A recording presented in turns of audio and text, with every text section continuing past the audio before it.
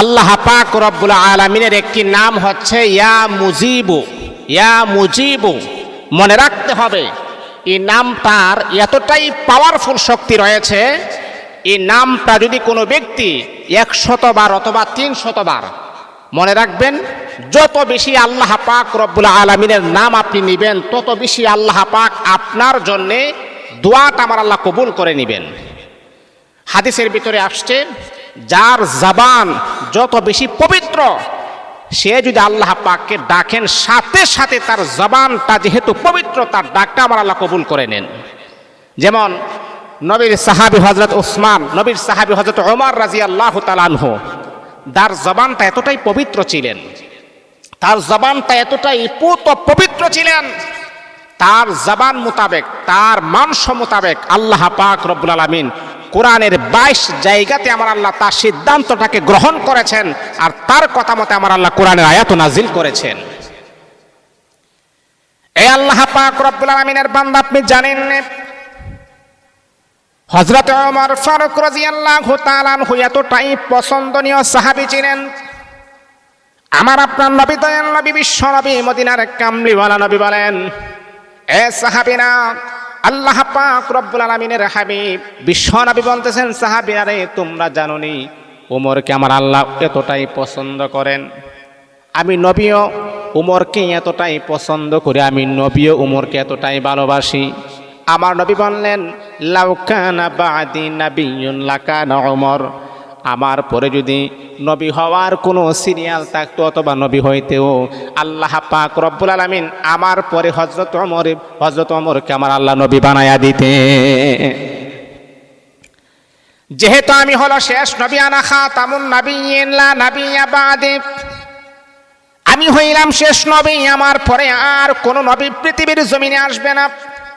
এই জন্য আল্লাহ পাক রব্বুল আলামিন নবুয়াতের দরওয়াজা আমার আল্লাহ বন্ধ করে দিয়েছেন। যদি আল্লাহ পাক নবুয়াতের দরওয়াজা বন্ধ না যদি করতেন, আমার পরে আমার আল্লাহ হযরত ওমর রাদিয়াল্লাহু তাআলা আনহুকে নবী বানায়া দিতেন। ও বন্ধু আমার, তাহলে আবার চিন্তা করেন আল্লাহ পাক এবং আল্লাহর রাসূল কিভাবে হযরত ওমর রাদিয়াল্লাহু তাআলা আনহুকে পছন্দ করতেন। ওমরের জবানটা এতটাই পবিত্র ছিল, যার কারণে কোরআনের 22 জায়গাতে কোরআনের আয়াত নাজিল হয়েছে। এ বন্ধু, আল্লাহকে যখন আপনি বেশি বেশি ডাকবেন, আল্লাহকে যখন আপনি বেশি বেশি স্মরণ করবেন, আল্লাহর নাম যখন আপনি বেশি বেশি করে উচ্চারণ করবেন, আপনার জবান যখন পবিত্র হবে, এই পবিত্র জবানে যখন আপনি আল্লাহকে যখন স্মরণ করবেন, যা কিছু চাইবেন আপনার মনের আশা আমার আল্লাহ দ্রুত কবুল করেও নেবেন। এই জন্যে আল্লাহর একটি প্রশংসনীয় নাম, আল্লাহ পাকের একটি আজিম ও শান একটি নাম হচ্ছে ইয়া মুজিবু। ইয়া মুজিবু, ইয়া মুজিবু।